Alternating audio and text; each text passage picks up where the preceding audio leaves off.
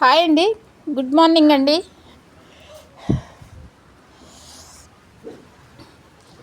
విజయవాడ దగ్గర మైలవరం అనే చోట అండి ఒక చిన్న పిల్లని ఒక వీధి కుక్క కరిసి చంపేసిందంటండి.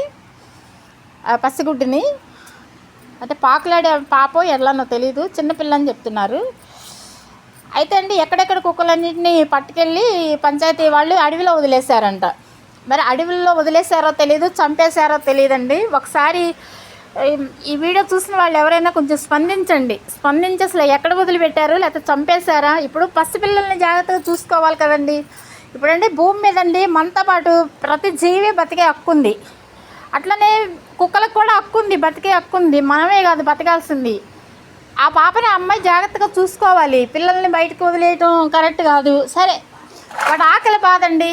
మెయిన్ కుక్కలు బళ్ళెంబడి పట్టడానికి కారణము, వెంటబడి కరవడానికి కారణము, పిల్లల మీదకి వెంటబడటానికి ఆకలి బాధ వల్ల ఏంటంటే డిప్రెషన్కి వెళ్ళిపోయి వాటికి ఒక రకమైన క్రూరత్వం వచ్చేసేసి మనుషుల్ని కరవటం వెంటబడటం చేస్తుంది.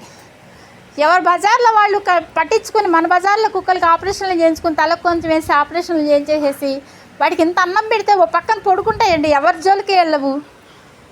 ఇంత విజ్ఞానం వచ్చిందండి, ఇంత చదువులతో కూడుకున్న దేశం అండి మంది. ఎందుకు ఆలోచించరండి? అనేక పూజలు చేస్తాము, మూగజీవాలు ఆకలి తీరుస్తాయి, ఎవరి జోలికి వెళ్ళవండి. అవి తిని ఒక పక్కన పడుకుంటాయి. పిల్లల్ని కూడా ప్రేమిస్తాయి. అవి ఇప్పుడు ఆకలి బాధ వల్ల వాటికి ఆహారం దొరక, నీళ్లు దొరక, పెట్టేవాళ్ళు లేక రాళ్ళు పెట్టి కొట్టడం వల్ల ఆ పాపని చంపేయడం జరిగింది. అది విషాదకరమే, అది బాధాకరమే. ఒక పసిబిడ్డ ప్రాణం తీయటం అనేది ఎవరు హర్షించము, తప్పే. కానీ మన తప్పులు కూడా మనం తెలుసుకోవాలి. ఒక మూగజీవికి అన్నం పెడితే అండి ఒక పక్కన పడుకుంటాయండి. ఆకలి బాధ వల్ల మనం చేసే తప్పులకి మన ఆ పసిబిడ్డ శిక్ష అనుభవించింది.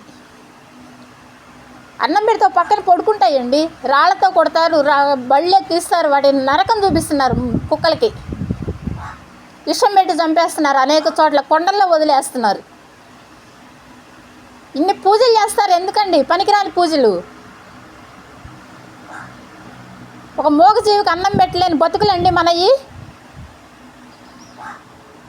ఎవరు బజార్లో వాళ్ళు తల కొంచెం వేసుకుని ఆపరేషన్లు ఏం చేస్తాయి, పిల్లలు పెట్టవు, ఓ పక్కన తిని హాయిగా పడుకుంటాయి. ఎవరికి వాళ్ళు పట్టించుకోరు.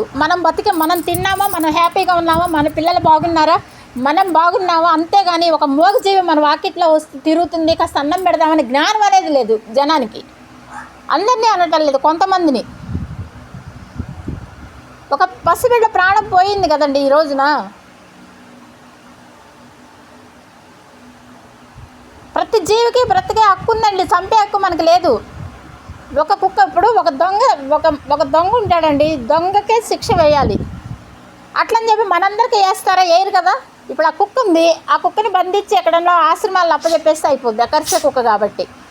అంతేగాని ఎక్కడెక్కడ కుక్కలన్నింటినీ తీసుకెళ్ళి కొండల్లో వదిలేస్తే వాటికి ఆహారం ఎలా, నీళ్ళు ఎలా? ఒకసారి ఆలోచించండి, స్పందించండి అధికారులు. ఈ వీడియో 10 మందికి షేర్ చేయండి ప్లీజ్. ఒక 100 కుక్కల్ని పట్టుకెళ్ళిపోయారంట, వాటిని చంపారో తెలీదు, ఏం చేశారో తెలీదు, ఎక్కడ అడవిలో వదిలేశారంట. నాకు తెలిసిన వాళ్ళు ఫోన్ చేసి చెప్పారండి.